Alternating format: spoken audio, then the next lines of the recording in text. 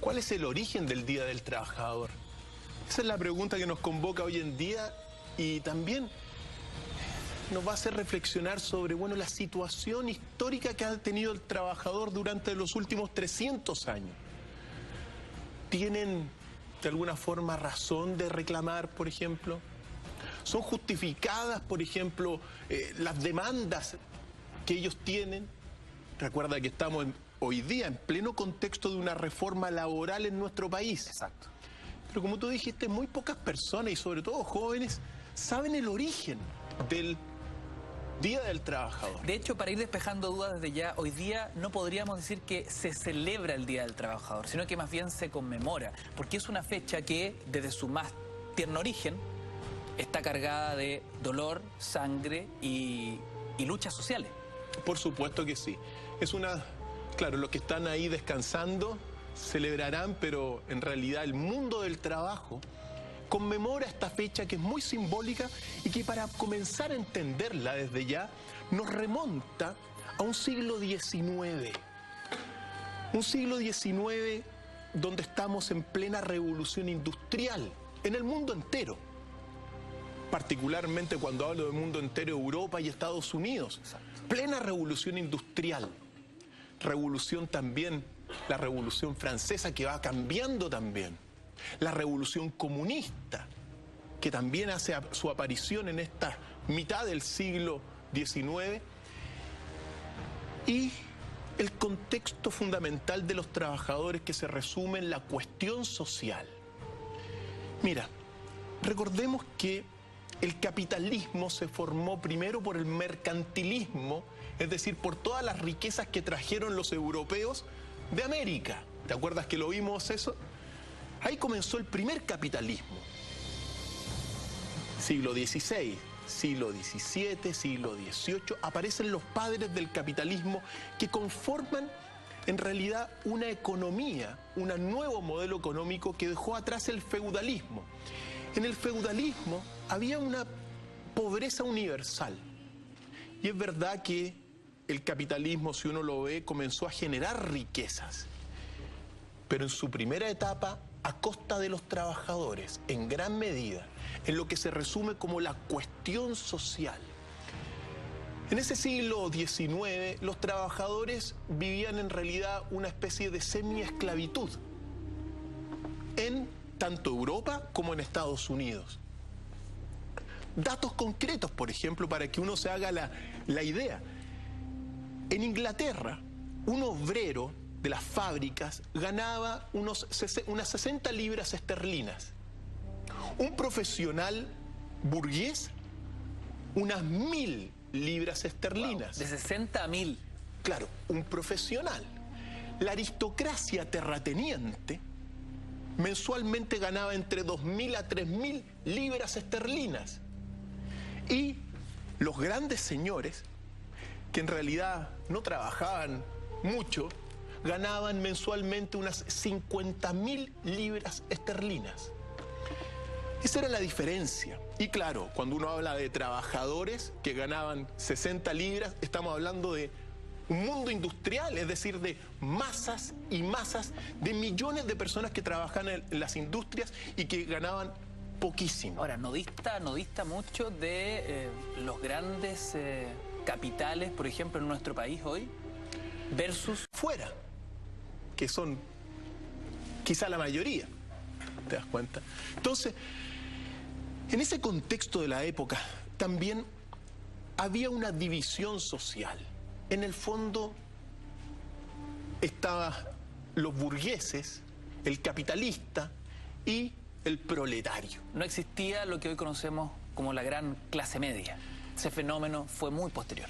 Fue posterior, aunque, por ejemplo, en estos profesionales burgueses, ahí había una incipiente clase media. Pero en realidad, si uno ve las grandes masas, estaba muy polarizado ese mundo. Ricos y pobres. Fundamentalmente. Pero ojo que estaba saliendo esa burguesía de clase media que ganaba 1000 libras esterlinas a 2000 libras esterlinas. Pero incipiente porque las grandes masas vivían en una semi-esclavitud.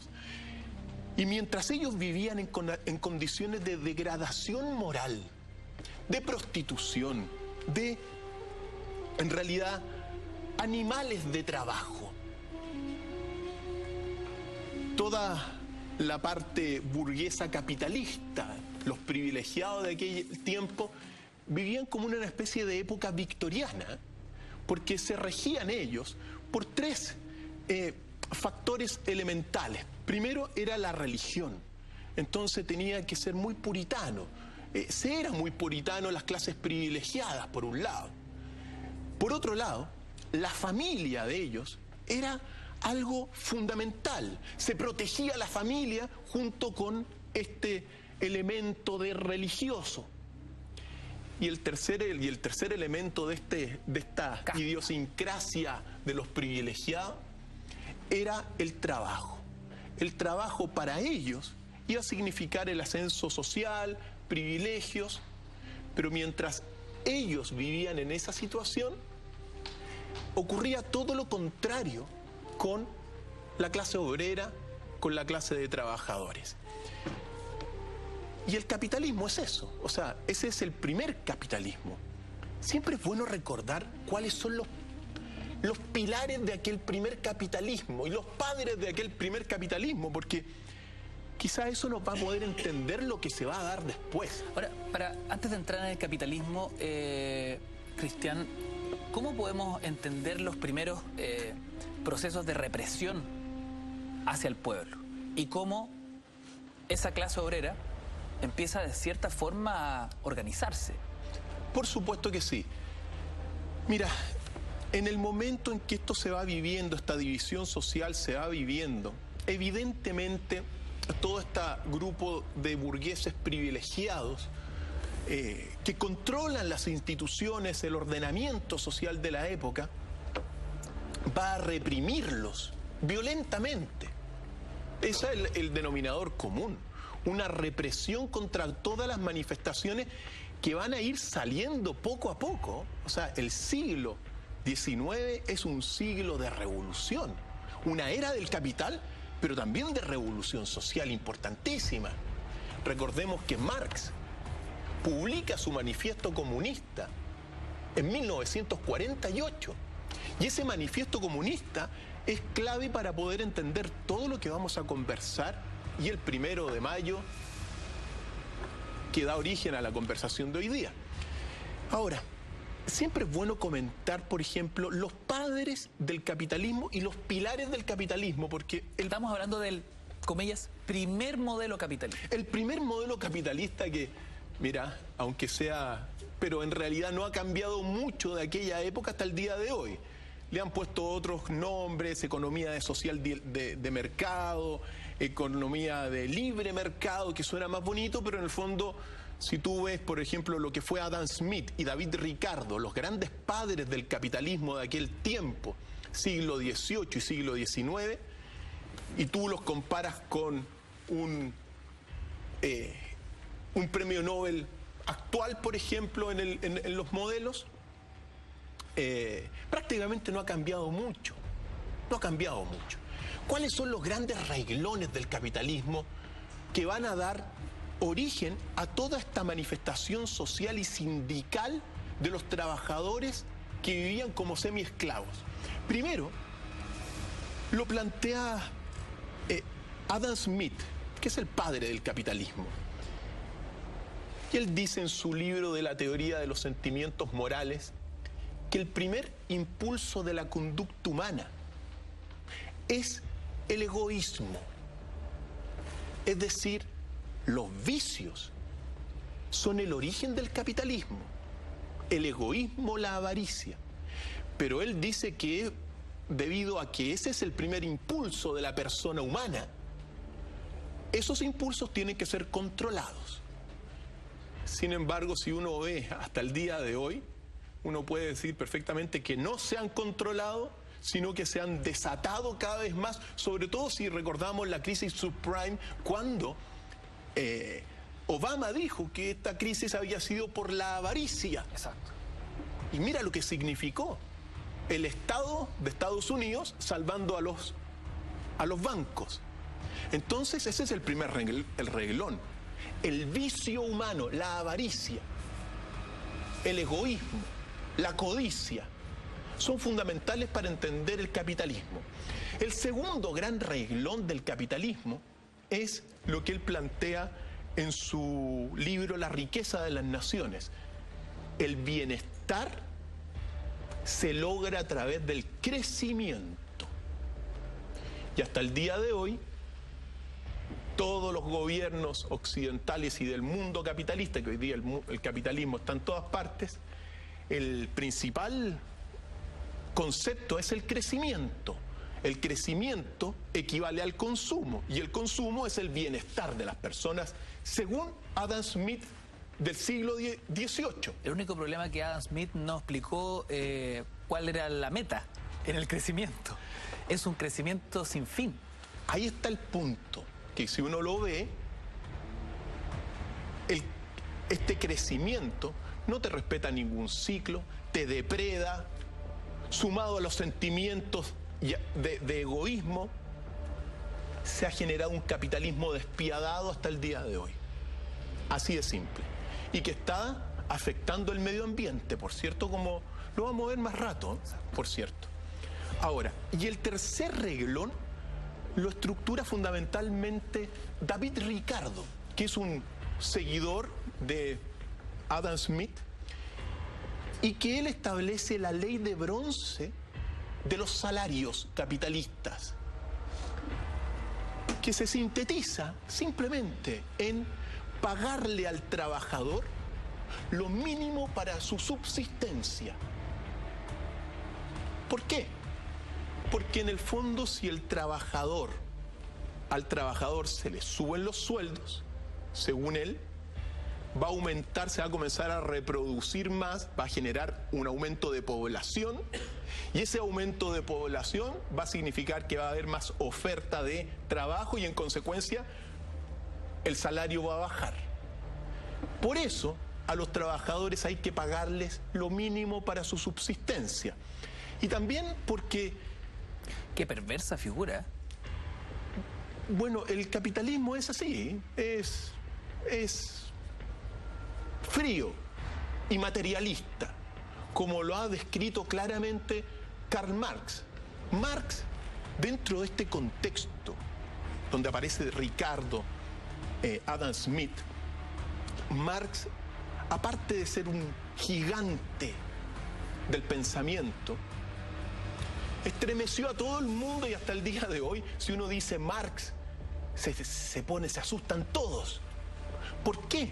Porque Marx fue, primero, extremadamente nítido y claro en observar y hacer una radiografía de la sociedad capitalista. Después unió lo que es el materialismo propio, la lucha, la dialéctica y la evolución. Y al juntar todos esos conceptos en su obra, nos ha permitido en el fondo conocer realmente cómo es el capitalismo. Por eso es un monstruo. Y lo que espanta a muchos es su nitidez y materialismo sobre todo. ¿Y qué es lo que dice Marx en este pleno siglo XIX? Dice, los obreros, debido a toda esta situación, a estos renglones del capitalismo, nunca disfrutarán de los beneficios del capitalismo. Eso lo dijo Marx. Nunca. No está establecido para que disfruten de los beneficios. Ese es el contexto. Un contexto de semiesclavitud, un contexto donde mientras los grupos capitalistas burgueses, por ejemplo, cuidaban mucho la familia, en el pueblo, en el proletario, la ruptura de vínculos familiares estaba, pero masificada, degradación física y moral. Como decía hace un ratito, eran animales de labor. Todo eso que se vivía en el mundo europeo, también se vivía en Estados Unidos, que es el escenario donde ocurre lo que vamos a conocer y que va a dar origen a esta conmemoración del 1 de mayo. Recordemos que para fines del siglo XIX, Estados Unidos ya era la primera potencia industrial del mundo. Fíjate tú, Estados Unidos está años luz en ese sentido de muchas otras naciones, pero ya en el 1860, 70, 80, Estados Unidos era el primer país industrial. Y así es como en 1887 específicamente, comienzan a haber una serie de huelgas y manifestaciones sindicales de los trabajadores de las fábricas estadounidenses, a los cuales se les respondía con represión, golpes, prisión, balas, muertos. Así se respondía. ¿Esta fue una acumulación sistemática de odio frente al sistema imperante o hubo un punto de inflexión? Algo pasa que el pueblo, los trabajadores decidan levantarse. Hay un punto de inflexión. Hay un punto de inflexión, pero claro, ahora me haces pensar con esas preguntas, querido Ignacio. Y claro, hay varios puntos de inflexión en ese sentido, porque acuérdate de la Revolución Francesa. La Revolución Francesa de 1789, en realidad todas las reformas las aplica también Napoleón, el pueblo, por lo tanto es gradual. Otro punto de inflexión, la publicación del Manifiesto Comunista, que está acá. Que vale la pena recordar las palabras como empieza. Un fantasma recorre Europa. Mira el miedo que metía Marx. El fantasma del comunismo. Todas las fuerzas de la vieja Europa se han unido en una santa cruzada para acosar a ese fantasma.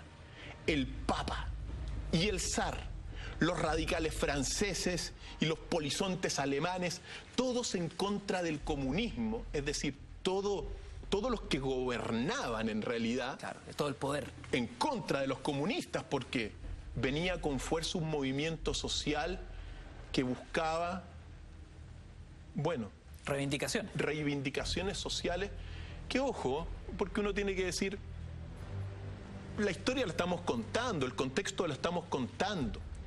Las causas de estas reivindicaciones sociales es la cuestión social. Un esclavismo en que se vivían millones de personas en el mundo. Pero estábamos en Estados Unidos. Bueno, entonces toda esta situación se van generalizando, es decir, prácticas abusivas contra los trabajadores. No se restringían cualquier posibilidad de asociación. En ese 1877, en esa época, es en ese momento donde surge el primer movimiento de resistencia y de lucha de los trabajadores. Aquel año. ¿A eso ya lo podríamos llamar un sindicato? No. ¿Aún no? No. O sea, las fábricas tenían incipientes sindicatos. Poco a poco, ya, se iban juntando y se fueron formando gradualmente los sindicatos en torno a voluntades bastante individuales en ese primer momento.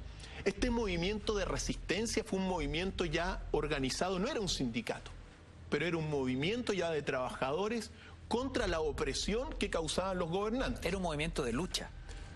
Sí. Otro elemento para entender también, porque como Marx influye en todos los trabajadores, Marx concibe al mundo fundamentalmente como una lucha.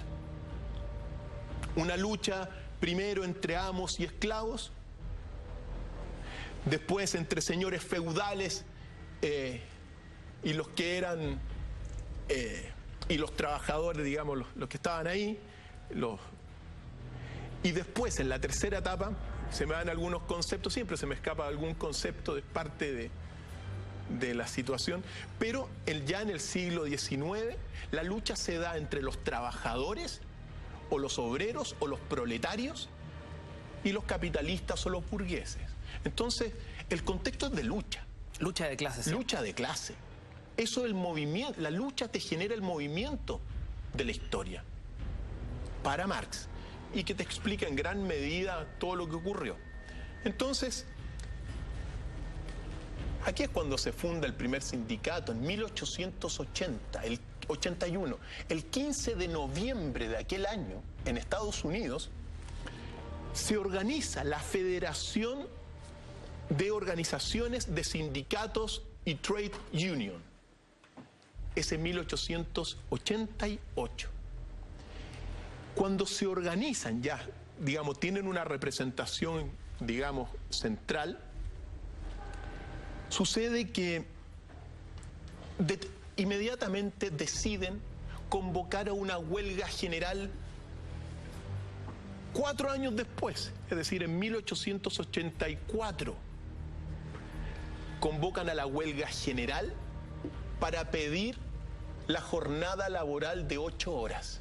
Mira. ¿Por qué? Porque en toda la cuestión social la gente mínimo trabajaba de 10 horas a 14 horas y más incluso. Sin horas extra, ni hablar. No, y también todo el sistema, claro, el sistema, ¿qué es lo que pasa? Si tú no trabajabas, como te pagaban lo mínimo, tú estabas obligado, o sea, te pagaban el 1 de, ponte tú, de diciembre, y el 2 de diciembre ya no tenías ni un peso. Entonces, obligado a trabajar en las fábricas como una máquina más, como un esclavo más.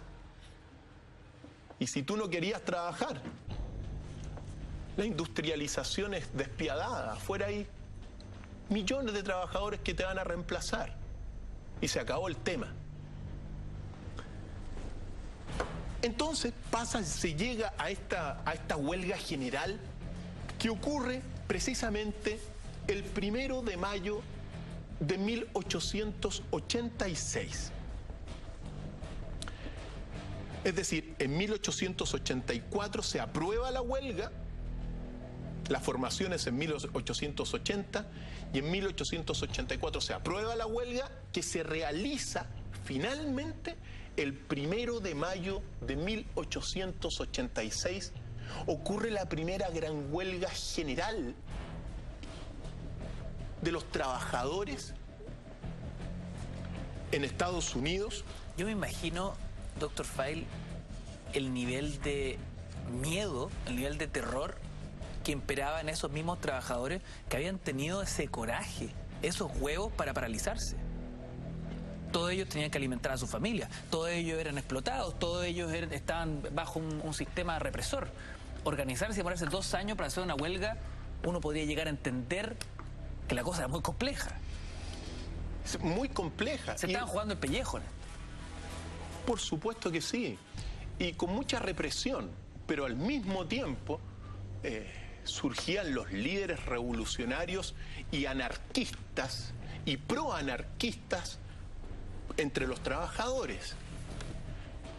El anarquismo, en este sentido, era un modelo de pensamiento que buscaba en el fondo acabar con el gobierno imperante, con el modelo imperante capitalista en esa primera etapa, para que después el orden social vuelva al estado de naturaleza original en la prehistoria, donde en realidad todo era de todo y hacíamos trueque, donde no había propiedad privada. Entonces también hubo líderes anarquistas y de los trabajadores bastante fuertes en sus palabras para oponerse al sistema. Es decir, se va viendo una efervescencia social que llega al clímax, no al clímax totalmente, pero llega a un punto muy importante ese 1 de mayo de 1886. Un día como hoy. Un día como hoy se hace la primera huelga donde paran 12.000 fábricas en Estados Unidos. Impresionante. 12.000. 12.000 fábricas. Ah, fue una paralización total. Y así fue. Hubo marchas, por ejemplo, hubo una marcha en Nueva York donde 25.000 trabajadores se atrevieron a marchar, por ejemplo, con antorchas. Hubo otra marcha en Detroit donde 11.000 trabajadores marcharon durante 8 horas, simbólicamente para recordar las 8 horas que querían trabajar, pues, el reclamo. Pero el gran centro donde ocurre todas, digamos, los principales movimientos, es en la ciudad de Chicago. En la ciudad de Chicago prácticamente se paralizó completamente en aquel tiempo. 30.000 personas, trabajadores, detuvieron sus actividades laborales ese 1 de mayo de 1886, salvo la fábrica McCormick. En la fábrica McCormick, lo que hubo ese día fue el despido Masivo. de 1.200 obreros y el reemplazo inmediato De otros 1.200 de obreros. otros 1.200 obreros. Intentando anular el movimiento. La fábrica McCormick. El día 2 de mayo, todos los obreros que habían sido despedidos, más los huelguistas, siguieron protestando y se presentaron frente a la fábrica McCormick para reclamar este despido masivo. Y le fueron a reclamar también a los mismos trabajadores que habían sido contratados en reemplazo. Pues cuando estaban en esta álgida discusiones y manifestación frente a esta fábrica, irrumpe la policía violentamente. Y hay una matanza, mira, son asesinados en todo el tumulto 6 trabajadores y queda pero la escoba porque empezó la represión de esto. Incluye también el elemento Ku Klux Klan, que lo hemos conversado. El Ku Klux Klan estaba, digamos, tenía a sus miembros en aquel tiempo en la policía, en los jueces, en la corte de justicia, en el gobierno. Entonces, la manifestación fue violentamente, la manifestación en la empresa McCormick fue violentamente apagada. Hubo muchísimos muertos, heridos, lo que detona una indignación de los trabajadores. Inmediatamente uno de los líderes de los trabajadores de apellido Spies va al diario del trabajador que se llamaba el Arbeitszeitung. Arbeit es trabajo y Zeitung es diario en alemán. Y publica lo siguiente: si se fusila a los trabajadores, responderemos de tal manera que nuestros amos lo recordarán por mucho tiempo. Pero mira los conceptos que ocupa. Nuestros amos. Esclavitud. Esclavitud. Eso fue publicado después de esta intervención en la fábrica McCormick, hasta que pasa el día 3 de mayo de ese año 1886. Ahí aparece ese tigre capitalista, ¿no? Pues, efectivamente. Es decir, debido a estas muertes que ocurren el día 2, la huelga se masifica aún más en todo Estados Unidos. Se radicaliza. Se radicaliza. Hay más de 340.000 trabajadores detenidos completamente en todo Estados Unidos. En huelga cientos de miles más. Es decir, la situación, en vez de apaciguarse, se va exaltando. Y se publica, siempre es bueno recordar los textos, nosotros que somos periodistas también, siempre es bueno recordar los textos del Arbeitszeitung, que pueda desaparecer. Pero dice: la sangre se ha vertido, ocurrió lo que tenía que ocurrir. A lo largo de la historia, el origen de la propiedad privada ha sido la violencia. Se ataca la propiedad privada como origen del mal. Claro, este Arbeitszeitung, que es de influencia anarcocomunista, estaba en contra de la propiedad privada. La guerra de clases ha llegado, dice el Arbeitszeitung. En las chozas, las mujeres y sus niños lloran a sus padres. En los palacios se hacen brindis por la felicidad de los burgueses, en el fondo. Una síntesis de esta exaltación que se da ese 3 de mayo de 1886. Se habla del tigre capitalista, como tú lo dijiste, es decir, que detrás de un orden que se ve en la sociedad, en una sociedad de influencia victoriana en estas clases gobernantes, y de tranquilidad, de religión, de familia, de trabajo honrado, lo que esconde todo eso son las garras y los dientes de un tigre capitalista que devora a los trabajadores, en definitiva. Por lo tanto, se convoca a una gran huelga, o sea, continúa la manifestación el 4 de mayo. El 4 de mayo va a ser el día D, el punto de inflexión, un punto de inflexión.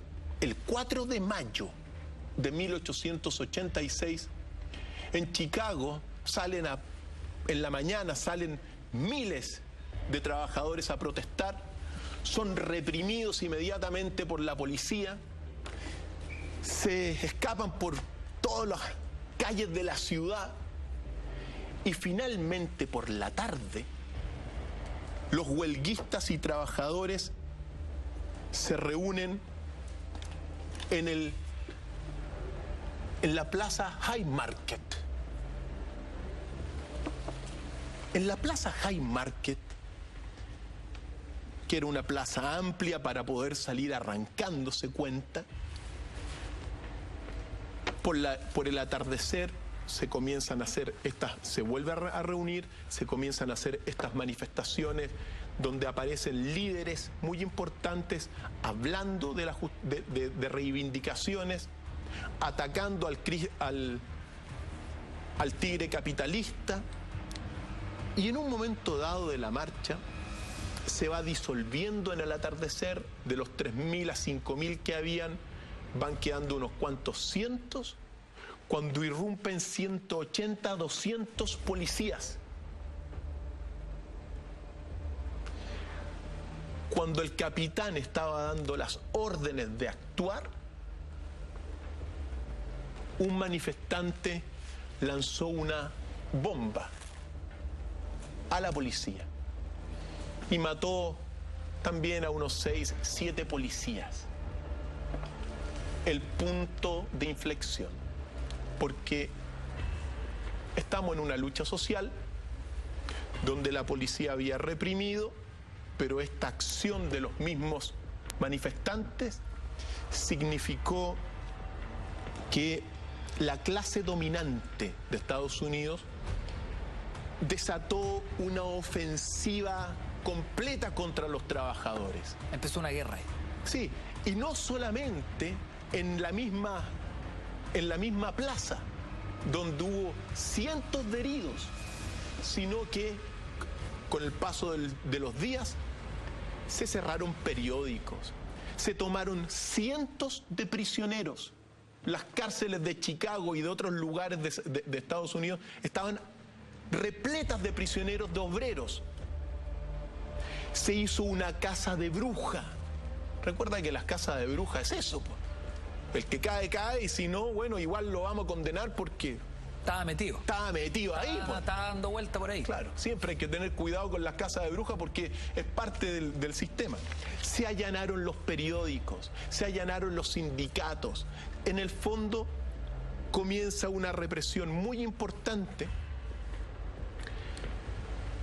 que se va a durar en el tiempo, pero que al otro día significa inmediatamente la muerte de otros 8 trabajadores en Milwaukee, que fue muy simbólica, porque eran 8 trabajadores polacos y uno alemán que los mataron. Recuerda que está el ingrediente, siempre uno tiene que recordar el ingrediente del Ku Klux Klan. Ku Klux Klan, un racismo completo. La esclavitud es lo importante. Acuérdate que la esclavitud había sido un elemento fundamental para el desarrollo económico en los primeros siglos de Estados Unidos. Se les mata el 5 de mayo de 1886. Esta situación de represión que se va a ir prolongando días posteriores, va a dar origen a una persecución contra el Arbeitszeitung, que era el principal órgano de los sindicatos anarcocomunistas, y se toma prisioneros a 8 integrantes importantísimos de esta organización sindical y del Arbeitszeitung, ¿ya?, que son los que van a ser posteriormente conocidos como los mártires de Chicago, porque en el fondo el 1 de mayo se conmemora en el recuerdo de los mártires de Chicago, que fueron George Engel, Samuel Fielden, Adolf Fischer, Louis Link. Louis Link, por cierto, fue el que confeccionó la bomba que le tiraron a la policía. Michael Schwab, Albert Parson, Oscar Niebe y August Spies. Esos son los 8 mártires de Chicago. Porque ¿qué es lo que sucede? Todos estos también eran miembros de la Asociación Internacional del Pueblo Trabajador, y que era efectivamente un movimiento proanarquista.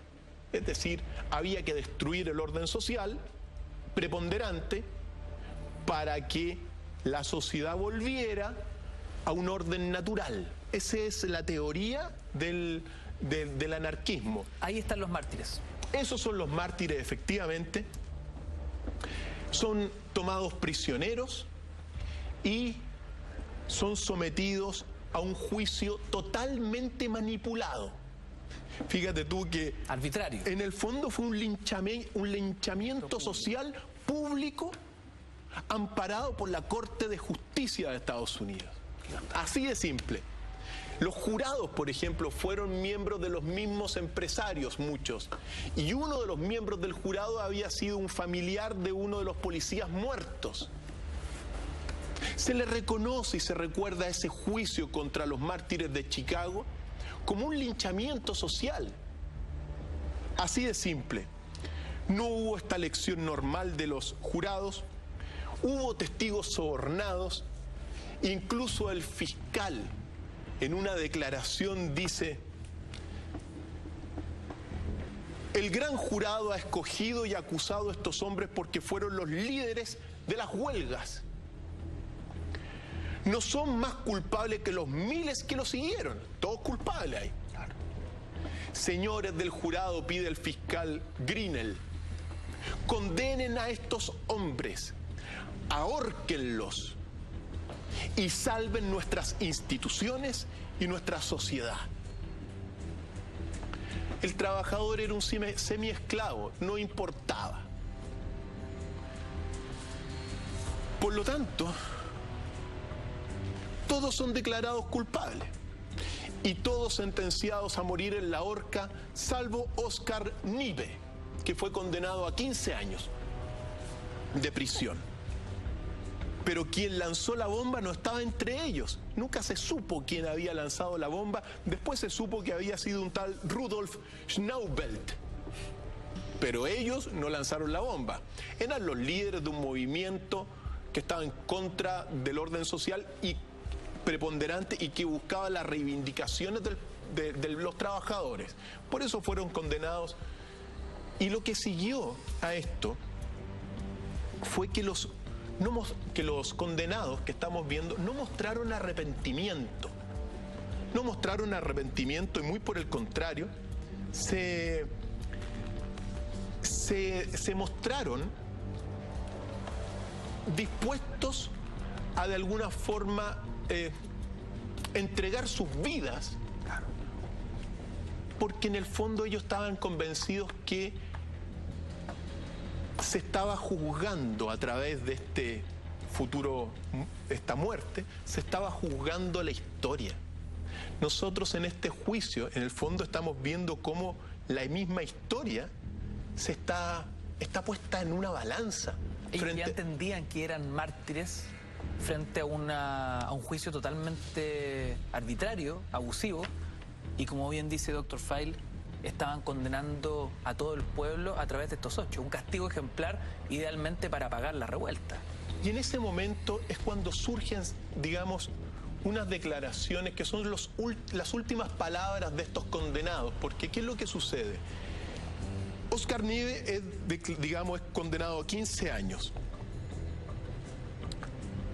Misteriosamente, el Luis Link, que era el que había confeccionado la bomba, murió en la cárcel mientras esperaba la ejecución porque le explotó una bomba en la boca. ¿Quién se la puso? Pero ese murió así, en la cárcel. O sea, los 8 mueren. No todos, porque va ocurriendo una cosa. Ese Luis Link muere con un explosivo plástico en la boca, pero debido a esta condena hay un movimiento de apoyo en diferentes partes del mundo.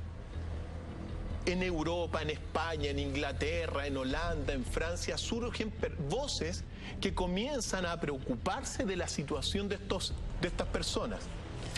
En Rusia, incluso en Italia, surgieron defensores. Y pocos días antes de la ejecución, 2 más de estos mártires son perdonados, que son Samuel Filden y Oscar Nieve, son de alguna forma condenados a cadena perpetua. Por ahí ahí están. Por lo tanto, el viernes 11 de noviembre de 1887, quedan 4 mártires que van a ser Spies, Engel, Parson y Fischer, que van al cadalso y son ahorcados. Es bueno recordar algunas de las palabras que ellos dijeron poco antes de morir, porque dice Adolf Fischer, les permitieron hablar antes de morir. Y muy cortito decir, Adolf Fischer dice, en todas las épocas, cuando la situación del pueblo ha llegado a un punto tal que una gran parte se queja de las injusticias existentes, la clase poderosa responde que las censuras son infundadas y atribuye el descontento a la influencia de ambiciosos agitadores.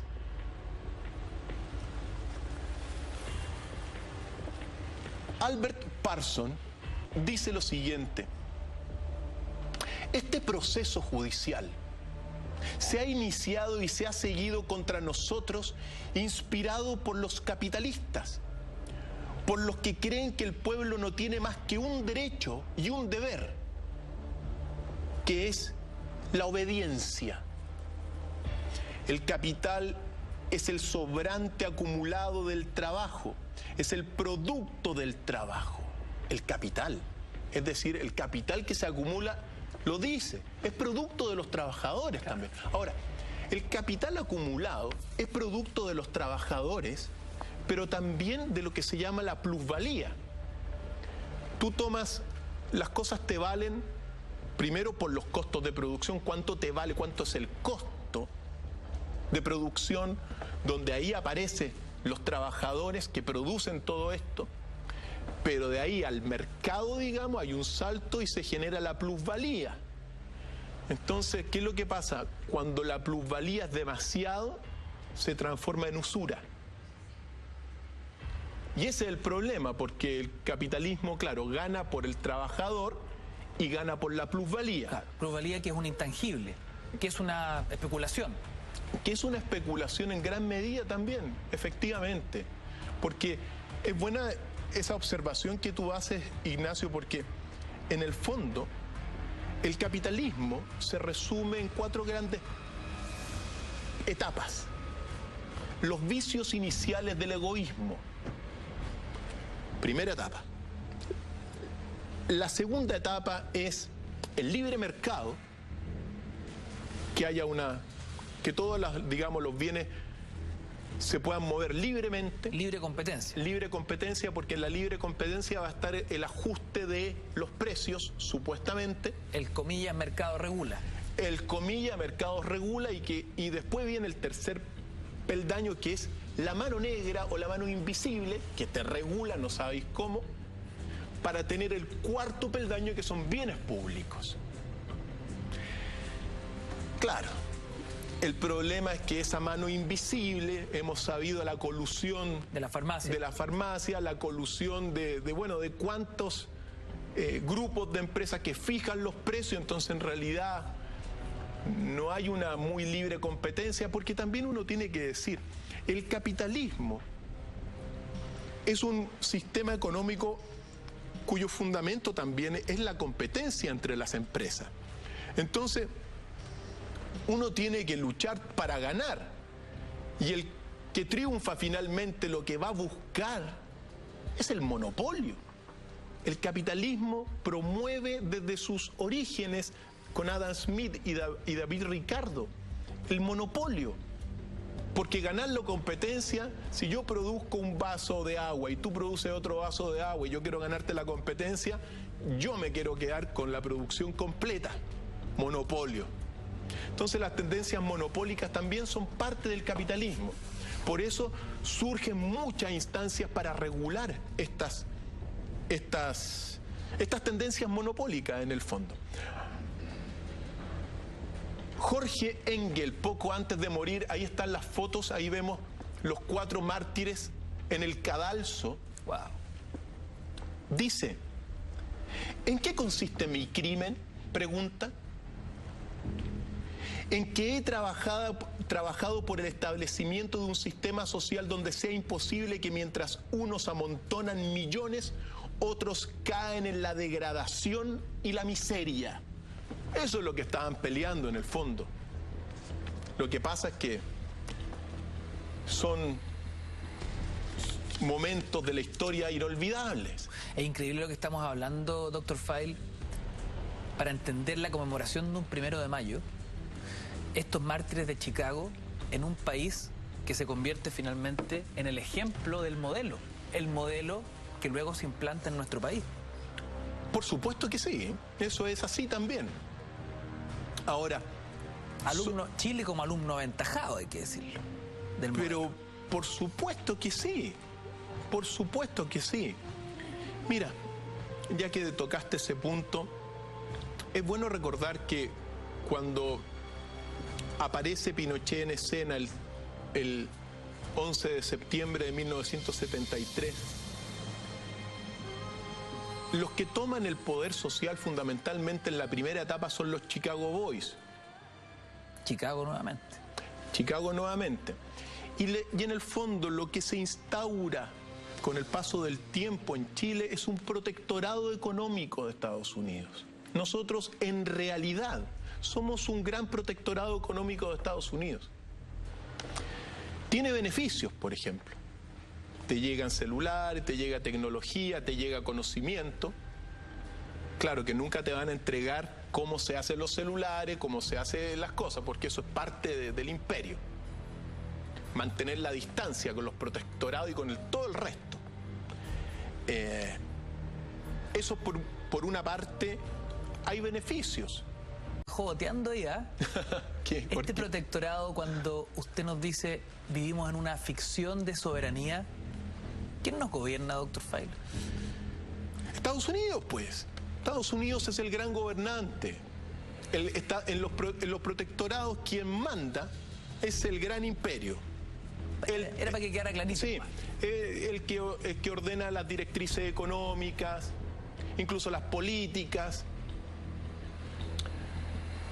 Y ahora, el poder de Estados Unidos, yo creo que lo vamos a tener que hablar en otro capítulo, ¿no? Pero una cosa es el protectorado norteamericano, pero siento que ha ido perdiendo fuerza, su potencia, su modelo, con la irrupción de China, de India, como megapotencia. En parte, pero los modelos de protectorado son tan sólidos, sobre todo en estos protectorados económicos. ¿Qué es lo que pasa? Con estos modelos los imperios se ahorran un dominio presencial y lo que hacen es poner a élites gobernantes en los países que van a trabajar para el imperio. Es así de simple. Entonces tú ves élites que están trabajando para aquí, es lo que hemos visto ya lo hemos comentado tantas veces. Es otra lectura del caso Sokimich, del caso Penta, donde en el fondo tú te das cuenta que la política como sistema, como poder, está trabajando no para el pueblo, sino que está trabajando para la economía, para los empresarios capitalistas, fundamentalmente, que ponen la plata también. Y ellos, sus recursos se los llevan para Estados Unidos y otras partes, qué sé yo. Es así. Ahora, la figura de los Chicago Boys es un antes y un después en todo esto. Claro que sí, los Chicago Boys nos dan para mucho, pero... Se está preparando un documental, entiendo, al respecto. Lo que pasa es que el régimen militar en la primera etapa no tenía cómo modificar muchas cosas. No tenía cómo modificarla, entonces quienes estaban ahí fueron los que estudiaron en la Universidad de Chicago, que se habían ido oportunamente unos años antes y volvieron e instauraron una política social de shock, con muchos cambios, que son bastante controvertidos y polémicos, pero que dieron paso a nuestro país actual, y con lo bueno y con lo malo también. Hoy día nosotros nos estamos dando cuenta de cómo funciona la cosa en el fondo. Y bueno, se están habiendo muchas reformas, pero no me desvíes porque hoy día estamos precisamente, querido Ignacio, para recordar una cosa antes de entrar en el epílogo de este día tan simbólico y tan importante que estamos viviendo hoy día para el mundo del trabajo. Que cuando mueren los mártires, los 4 mártires que quedan finalmente, el funeral fue multitudinario. Vuelta a los mártires de Chicago. Sí. No lo desvío más, doctor Fay, me disculpa. No hay ningún problema. Se me calienta el hocico, doctor Fay. No hay ningún problema. No hay ningún problema. Entonces, hay un multitudinario funeral. De ahí, de ese multitudinario funeral y de las palabras de estos mártires antes de morir, que el mundo del trabajo recuerda el 1 de mayo y conmemora el 1 de mayo como el momento de la primera gran huelga por los derechos a trabajar 8 horas en vez de 14, 15 y quizá más. Ese es el origen de el 1 de mayo como Día del Trabajador, para que todos los amigos, sobre todo los más jóvenes, se acuerden, y también recordar que nosotros hoy en día hemos hablado muchísimo durante la jornada de todo lo que ha sido la reforma laboral que está inspirando, digamos, y que está promoviendo el actual gobierno. Y uno tiene que decir algunas cosas porque frente a este escenario, la reforma laboral es una de las reformas más ambiciosas a nivel laboral que se ha tenido el último año. Eso es efectivo. Tiene ciertos fundamentos y tiene una oposición radicalizada en todo lo empresariado. El empresariado hizo incluso un video donde todos están diciendo que va a afectar a las pymes, que va a afectar a las MIPES, que a las grandes empresas también va a afectar esta reforma laboral. Siempre el fantasma del salario, ¿no? Claro que sí. Que va a afectar el empleo. Claro que sí, porque Marx lo decía. En las crisis económicas, el trabajador padece en su humanidad. Es decir, cuando hay una crisis, cuando hay un despido masivo, el trabajador queda sin plata para comer, sin plata para mantener a los hijos. Por eso en las crisis, el trabajador es el que sufre. Y eso ha sido desde el primer capitalismo hasta el día de hoy. Y en estas crisis, lo que le pasa a los capitalistas es que dejan de ganar nomás. No dejan de ganar tanto, como lo decía Marx. No es que entren en unas grandes crisis. Dejan de ganar en un momento dado. Obviamente las empresas con menor sustento, menores hombros, muchas caen, qué sé yo. Pero bueno, es parte del asunto. La diferencia es que el trabajador, cuando es despedido, padece en su humanidad, padece en su familia. Y eso es la mayoría. Entonces, hoy día está todo el empresariado está en contra de la reforma del gobierno, por cierto, laboral. Y al menos decir una visión general de lo que está ocurriendo. Porque lo que uno tiene clarísimo es que aquí hay una muy mala distribución de la riqueza en nuestro país. Lo que otra cosa que uno tiene claro, que hoy día los sindicatos son muy poco representativos de los trabajadores de las empresas. Alrededor del 8% de los trabajadores de una empresa son representados por su sindicato. El resto no tiene. Y el tercer elemento es que, de alguna forma, irónicamente, después de este acontecimiento que hemos visto de finales del siglo XIX hasta el día de hoy, en realidad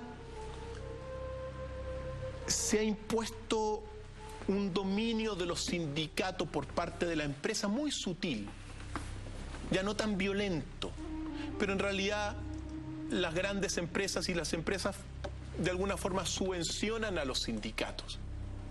Entonces la han ido controlando a los sindicatos.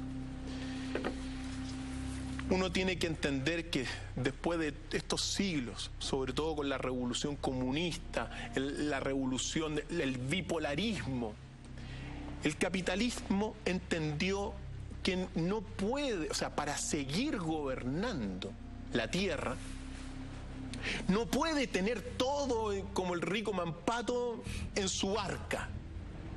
Entonces se dio cuenta que para que el movimiento social se tranquilice, tiene que haber fluctuaciones de poder. ¿A través de qué? Se amplían los créditos de consumo, por ejemplo. Entonces tú tienes para consumir. Te quedan endeudados, pero tú puedes también ser, puedes gozar de los beneficios que te da nuestra sociedad capitalista. Puedes ir al cine, puedes comer hamburguesas.